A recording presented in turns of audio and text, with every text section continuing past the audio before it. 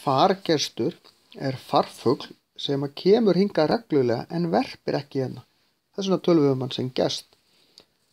Þess að við tölum sem íslenska fugla eru fuglar sem verpa hérna staðaldri.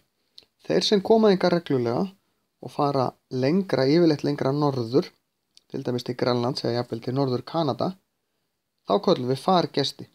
Þetta eru til dæmis eins og margæsin sem kemur hingað á vorin og stoppar í nokkra vikur hérna í kringum höfuðborgarsvæðið aðalega, mjög mikið út á Álftanesi.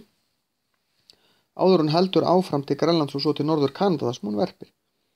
Þetta er líka til dæmis rauðburistingurinn og tildran og nokkrar aðrar tegundir sem að koma hingað reglulega en verpa ekki á Íslandinum í algjörum undantekninga tilfellum. Við gætum verið að tala eitthvað annað en fugla í þessu samhengi, en kannski ekki beint á Íslandi, af því að við erum eyja út í hafi.